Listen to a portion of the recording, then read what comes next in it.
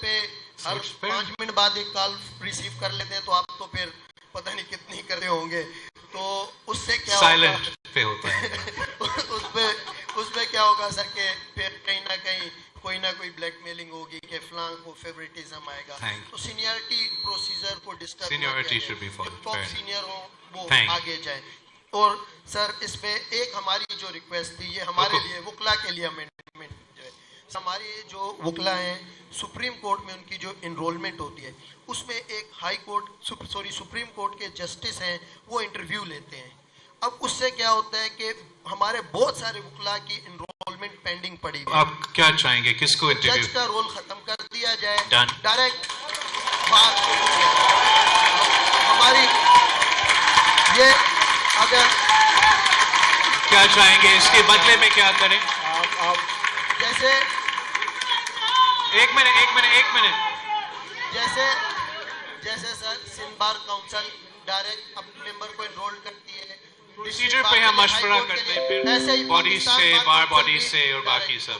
Thank you. میں آپ کا ہر ایک جو آپ نے کافی پوائنٹس اٹھائے، تو میں ہر ایک کا جواب دینا چاہوں گا تاکہ کوئی مس پرسیپشن نہ ہو. جو لوگ پروپیگنڈا غلط بیانی کر رہے ہیں ٹی وی پہ، اوکے، جہاں تک خاموشی، ایکسکیوز می، جہاں تک ججز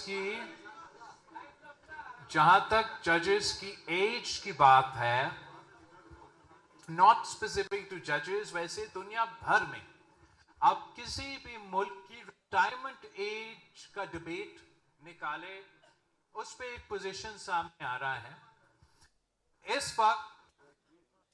اس وقت جو مختلف جماعتوں جو اس پروسیس کا حصہ ہیں، ہر کسی کا اپنا خیال ہوگا. میرا اپنا خیال ملتا جلتا ہے. Can I have a mic to work?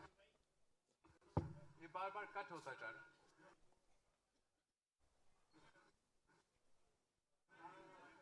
ادھر سے میں کر لوں؟ نہیں میں ادھر سے کر لیتا ہوں.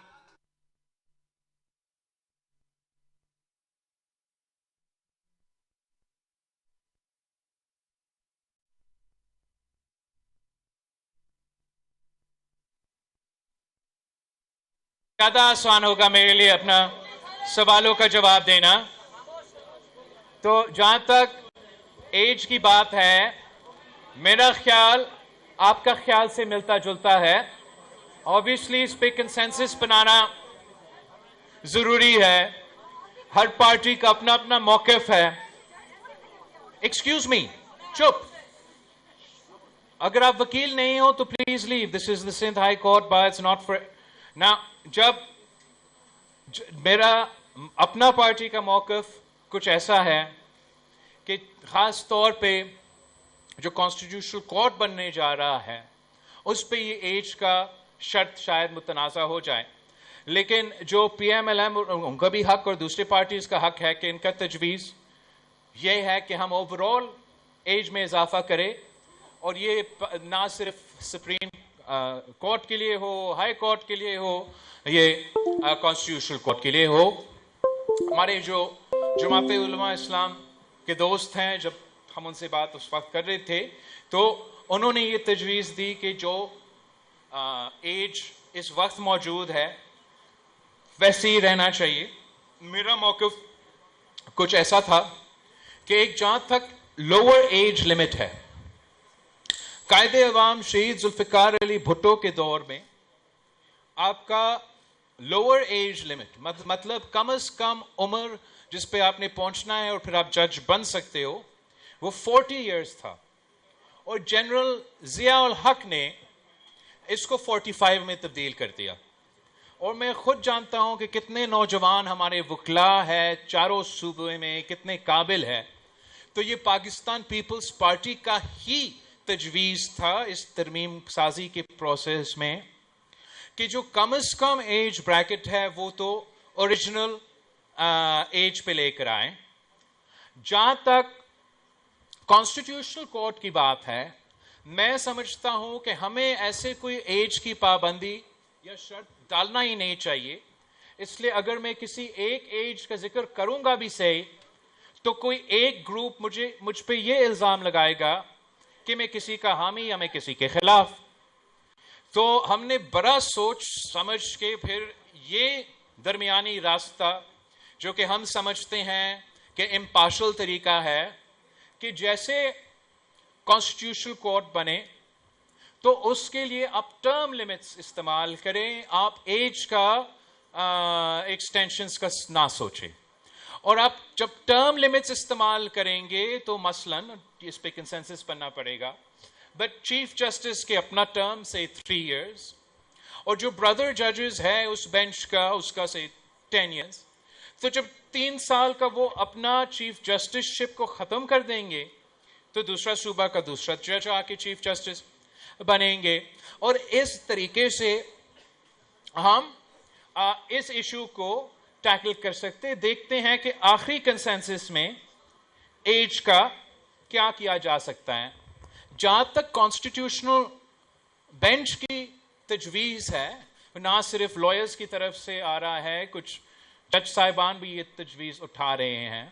اور اگر میں سمجھتا کہ اس بینچ کے تھرو میں پاکستان کے عوام کو انصاف جلدی اور فوری دلوا سکتا تو میں اس کا سب سے زیادہ حمایتی ہوتا. مگر جیسے میں نے ابھی آپ کو بتایا کہ جو موجودہ بینچز ہیں, چاہے وہ ہمارا سندھ ہائی کورٹ کا ہو, چاہے وہ ہمارا لاہور ہائی کورٹ کا ہو, مختلف جوڈیشریز ہے, وہ اپنے پورا اپنا جو موجودہ اسٹرینتھ ہے اس کو نہیں مکمل کر سکتے ہیں. کہاں سے ٹائم ملے گا نیا بینچ کو, نیا کیسز, نیا سسٹم؟ جس فنڈامنٹل ریفارم, اور اس طریقے سے اگر ہم نیا بینچ بھی بنا دیتے ہیں تو میں چاروں صوبوں کو کیسے ایکول ریپرزنٹیشن دلواؤں گا؟ میرا خیال میں ایک نیا بینچ ایک نیا کنفیوژن شروع کر دے گا. اور ہم نے جو آج کے حالات کے مطابق نہیں, مگر جو ہم نے 2006 میں طے کیا اور جو میرا 2024 کے منشور تک کا حصہ ہے, ہم اس پروپوزل کو کانسٹیٹیوشنل کورٹس کی صورت میں آگے لے کے جائیں گے. جو آپ نے ایڈ ہاک ججز کی بات کی, یہ ایک اور ثبوت ہے کہ ہمارا جوڈیشل نظام ٹوٹا پھوٹا ہے.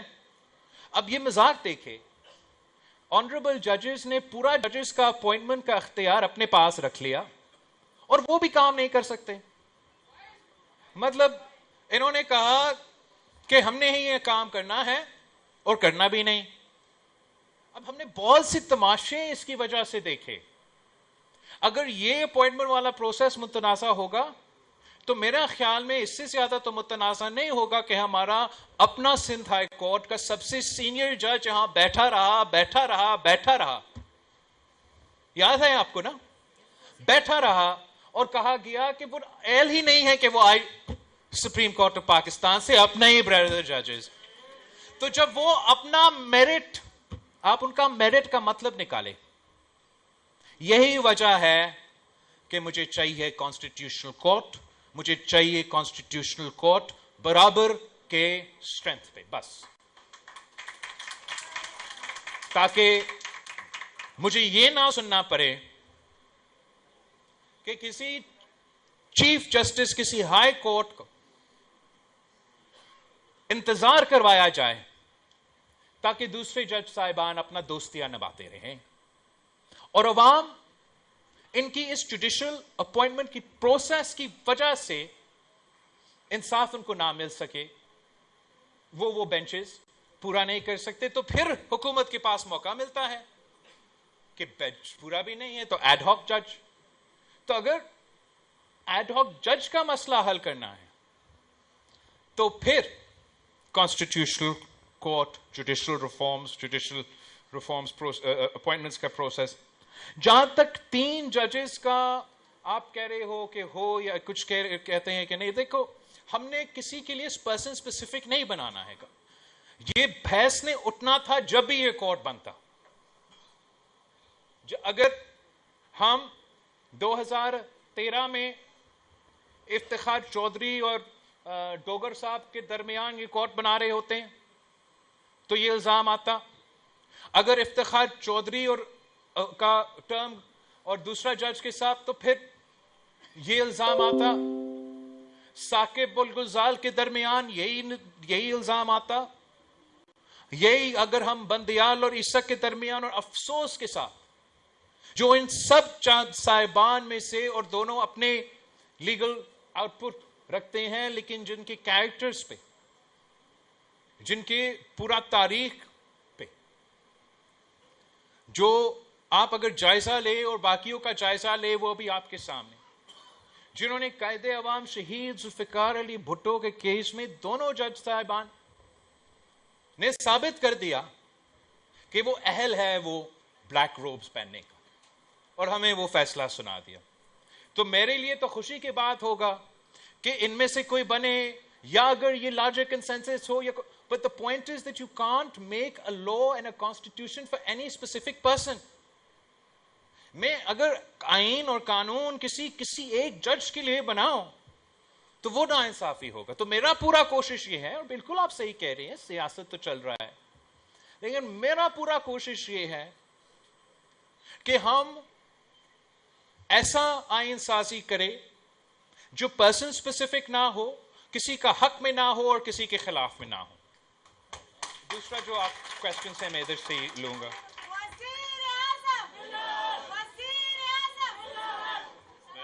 इधर से आपसे। अब मैं अगला सवाल, क्योंकि मुझे पता है बैरिस्टर ज़मीर घुमरो कॉन्स्टिट्यूशनल कोर्ट की बात मुझसे आज से 10 सालों से करते आ रहे हैं, और उनका ख्याल था कि यही एक हल है, और मैं उससे एग्री करता था क्योंकि हम एक ही इलाके से भी हैं और हमारे हम असर भी हैं। तो मैं चाहूँगा कि ज़मीर घुमरो साहब, पहले तो आपको मैं मुबारकबाद देता हूँ कि आपका लॉन्ग स्टैंडिंग एक इंटेलेक्चुअल प्रोपोजिशन थी जो अब पार्लियामेंट ने खुद ही उसको उठाया। I am sure you would have played a role. तो आप अगला सवाल पूछें। आप थोड़ा सा प्लीज बैठ जाएं ताकि वो सवाल। जी सेनेटर साहब को यहाँ Sindh high court bar association में आने पर मुबारकबाद देता हूँ। दूसरा ये कि चेयरमैन साहब जो फेडरल कॉन्स्टिट्यूशनल कोड बनाई जा रही है उसमें फेडरल कॉन्स्टिट्यूशनल कोड को आर्टिकल 184 की जुरिसडिक्शन दी जा रही है। आर्टिकल 184 के पहले पार्ट में यह है कि supreme court to the exclusion of every other court shall have jurisdiction in any dispute between 2 और मोर प्रोविंशियल एंड फेडरल गवर्नमेंट्स। वो 73 से आज तक सुप्रीम कोर्ट के पास सिर्फ एक केस आया। Supreme court didn't exercise this jurisdiction. वो एक केस था कि पंजाब गवर्नमेंट ने 2012 में किया था कि EOBI is a provincial subject और वो सूबों के हवाले किया जाए। वो भी केस उन्होंने हल नहीं किया और उसको सीसीआई के हवाले कर दिया। नंबर 2, आर्टिकल 184(3) में जो जुरिसडिक्शन है सुप्रीम कोर्ट का, वो ये है कि without prejudice to the jurisdiction of high court, supreme court के पास अगर public importance with reference to the fundamental rights कोई Excuse me, I'm answering questions. I'm not here to listen to you talk. Please. Supreme court के पास subject to the high court jurisdiction public importance का issue हो with reference to fundamental rights वो आ जाए तो वो उस पर वो ऑर्डर कर सकती है जो आर्टिकल 199 में हाई कोर्ट कर सकता है। हाँ। तो एक तो पार्ट 1 में सुप्रीम कोर्ट ने अपना कभी पावर एक्सरसाइज ही नहीं किया और इससे हम समझते हैं कि फेडरल कॉन्स्टिट्यूशनल कोर्ट ये पावर अब एक्सरसाइज करेगी क्योंकि सूबों की बराबर की नुमाइंदगी पर मुश्तमिल होगी। दूसरा ये है कि सुप्रीम कोर्ट ने आर्टिकल 184(3) का जो एनफोर्समेंट ऑफ फंडामेंटल राइट्स है ये हाई कोर्ट की जुरिसडिक्शन है, सुप्रीम कोर्ट की जुरिसडिक्शन नहीं है। सुप्रीम कोर्ट को सिर्फ 1973 में ये सिर्फ छोटा सा दिया गया था कि अगर पब्लिक इंपॉर्टेंस का इशू हो, फंडामेंटल राइट्स का हो, तो आप भी वही ऑर्डर कर सकते हैं जो हाई कोर्ट सकती है subject to high court jurisdiction. एक विंडो दिया गया लेकिन उन्होंने दरवाजा भी तोड़ दिया, दीवारें भी तोड़ दी। तो इस मिसयूज जो हुआ है सुप्रीम कोर्ट ने किया है आर्टिकल 184(3) का, वो फेडरल कॉन्स्टिट्यूशनल कोर्ट उसको कैसे रोकेगी, ये जुरिसडिक्शन उसको दी जा रही है। सर ये मेरा क्वेश्चन। Thank you.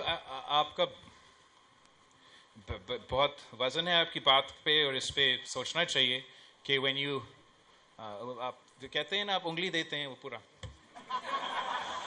तो नो इन अंग्रेजी I am not talking about any. मैं अंग्रेजी में एक कहावत है if you give them an inch they take a mile. I was referring to that. Now 184, 186, 199, I hear you. अब उन्होंने अपना तोबा जो मीम्स बनेंगे यहाँ माफ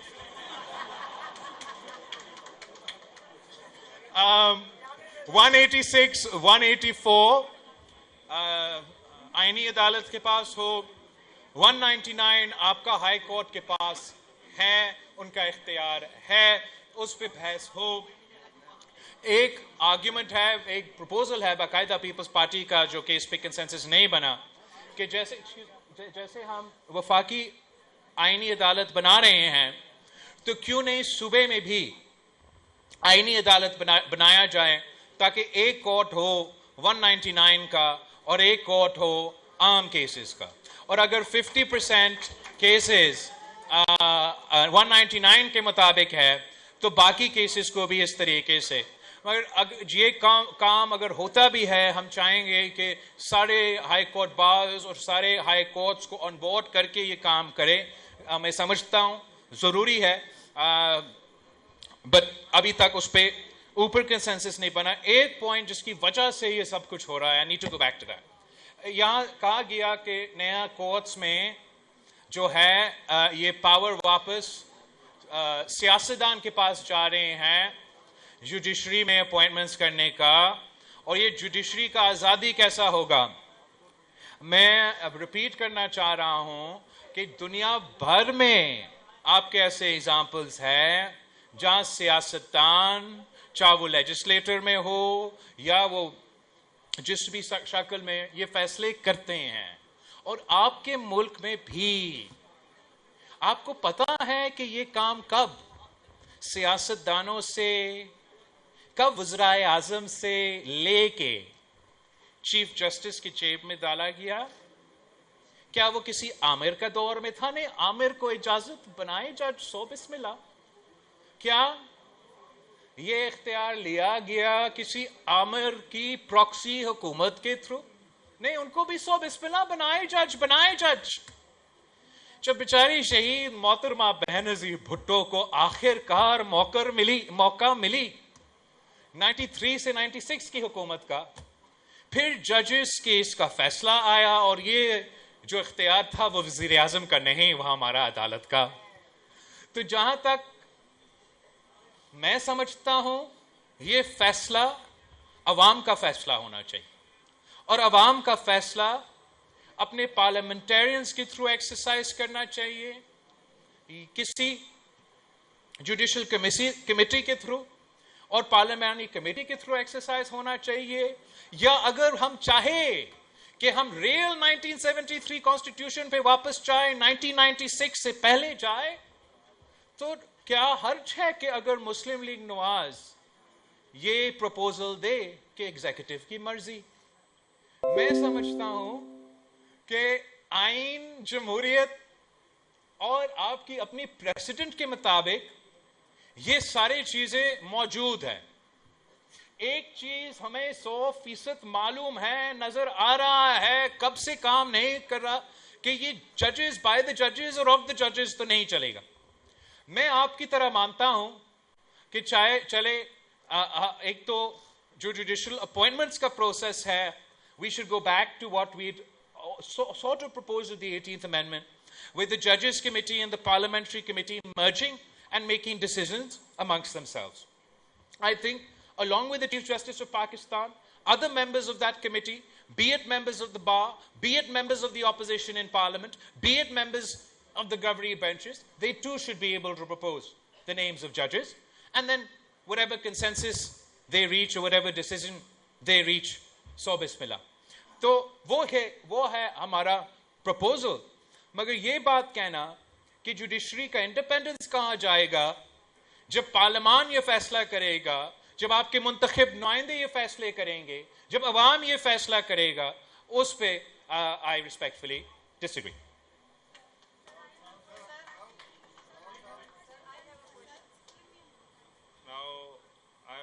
That would be the last question.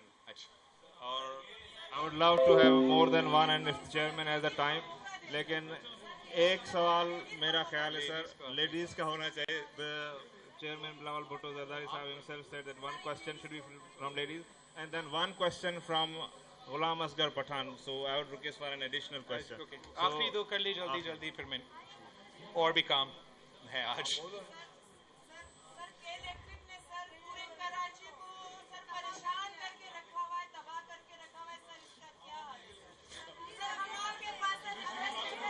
جبکہ اس سوال کا جواب بھی یہی ہونا چاہیے کہ جوڈیشل ریفارم اور آئینی عدالت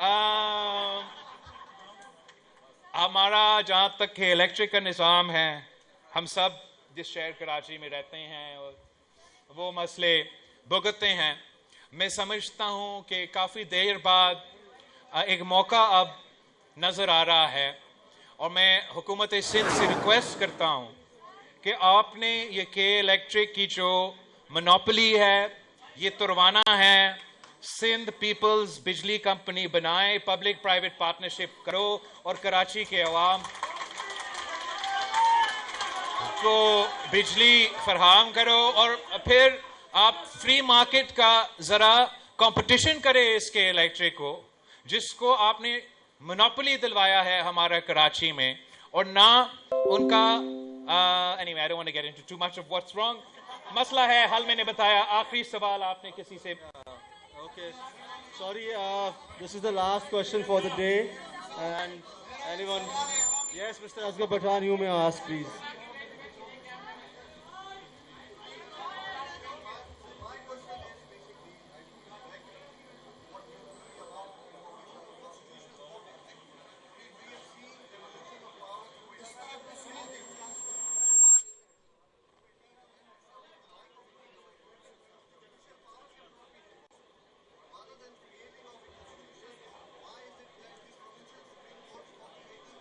آئی تھنک کہ آپ کا آپ ایک ہی کوشچن میں لے سکوں گا بھائی. Okay of the high courts, یا that is not open, that Okay. is not transparent. یا It needs to be open. Sure. It has to be some formative criteria so Okay. that the eligible people will come forward and put a fair enough. Let me answer your questions. تو جہاں تک آپ devolution کی بات کر رہے ہیں, جو 18ویں ترمیم میں ہم نے صوبے میں بیلنس بنایا اور وفاق میں بیلنس بنایا وہ اس طریقے سے کہ نہ صرف ہم نے خود مختاری دی مگر 1973 کانسٹیٹیوشن میں آپ کا بائی کیمرل لیجسلیچر ہے جس میں آپ کا وفاقی پارلیمان کا جو نمائندگی کرتا ہے ادارہ وہ آپ کا سینٹ آف پاکستان ہے. چاروں صوبوں کا ایکول نمائندگی ہے. تو اسی بیسس پہ پیپلز پارٹی کا تو پروپوزل یہ ہے کہ وفاق میں بھی آئینی عدالت ہو اور ہم یہ بھی چاہتے ہیں کہ آج اگر ممکن کنسنسس پر نہ کل ہم صوبائی لیول پہ بھی صوبائی آئینی عدالت بنائیں اور 199 کو بھی ان دونوں کے درمیان میں سوئچ کریں. آپ سب کا بہت بہت شکریہ. آئی ہوپ میں نے کسی نے کسی کو قائل کیا ہے آئینی عدالت پہ. ہمارے قاضی محمد, میں آخر میں قاضی محمد بشیر صاحب جو پریزیڈنٹ ہیں پاکستان پیپلز پارٹی لائرز فورم کے, ان کو بلاؤں گا کہ وہ آئیں اور چیئرمین صاحب کا شکریہ ادا کریں.